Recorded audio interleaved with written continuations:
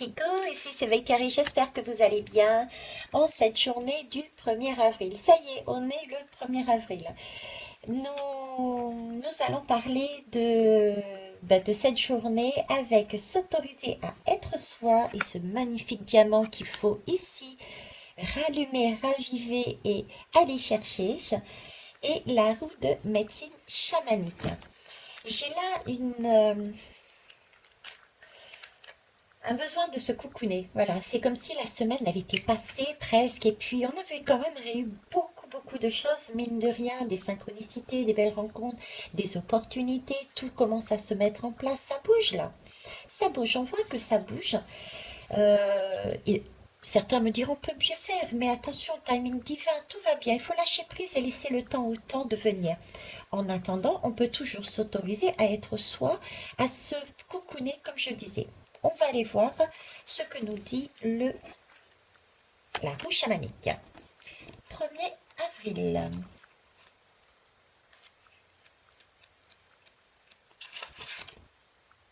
Voilà. Oups. Alors, je suis le grand-père de l'Est, gardien de la voie de l'illumination et de la perfection. Ce soir, je viens te parler des couleurs. Quand tu regardes un arc-en-ciel, tu te sens émerveillé.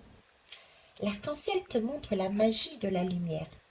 La lumière contient toutes ces couleurs en elle. Chacun de tes centres d'énergie principaux, chacun de tes chakras est relié à une couleur de l'arc-en-ciel pour te rappeler que tu es pure lumière. Quand tu t'habilles ou t'entoures de couleurs de l'arc-en-ciel, tu te rallies à la lumière. Tu peux respirer ces couleurs, méditer avec elles. Cela peut être un véritable soin. Écoute ton intuition. Quelle couleur t'appelle? Et prends soin de te vêtir ou de t'entourer de cette couleur. Laisse-toi guider pour visiter aussi d'autres couleurs que celles qui te sont familières. L'arc-en-ciel a besoin de ces 7 couleurs. Ce soir, avant de t'endormir, tu peux te dire: je respire les couleurs de la vie. Oui, c'est vraiment ça, les couleurs de la vie. C'est ce que je vous disais, ce sentiment de vouloir, d'avoir besoin de vivre, de se coucouder, etc. Ce qui m'interpelle aussi par rapport au choix, puisque j'ai hésité entre l'ange indigo que je vais prendre au final demain et s'autoriser à être soi. C'est amusant et surprenant, ça encore, c'est une semaine, je vous disais, où des choses arrivent qui peuvent être très surprenantes. On me parle ici des chakras et c'est vrai que cet oracle, particulièrement, c'est pour découvrir ces chakras. Donc voilà, je vous le dis au passage, ce n'était pas mon choix de départ et j'ai quand même eu droit à celui-ci. C'est encore un autre miracle.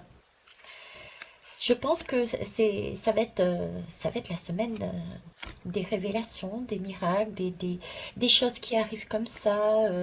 Quelque chose peut-être de trop facile, c'est peut-être pour ça que c'est gênant, je ne sais pas.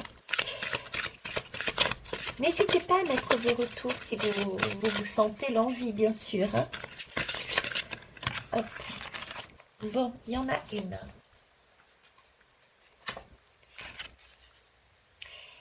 Existe sans chercher à le prouver. Ah, on en avait parlé là en début. Je vous expliquais que quel que soit le chemin que vous empruntiez, il fallait vraiment que vous que vous le preniez, parce que ça correspondait à votre feu intérieur, à votre objectif, à votre lampe d'Aladin. Il y avait eu la lampe d'Aladin, votre souhait, d'accord?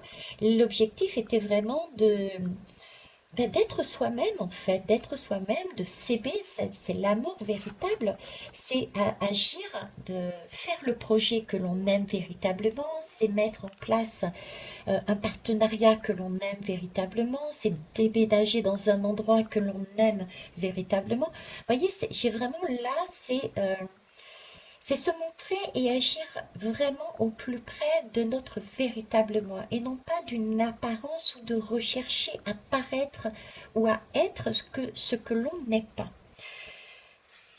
Voilà, ce que je peux dire, c'est vraiment retrouver son unité, son feu intérieur et son soi véritable. Je vous souhaite une belle journée et on se voit demain, cette fois-ci avec l'ange indigo. Il me reste plus qu'un sous la main, donc c'est forcément lui. Au revoir.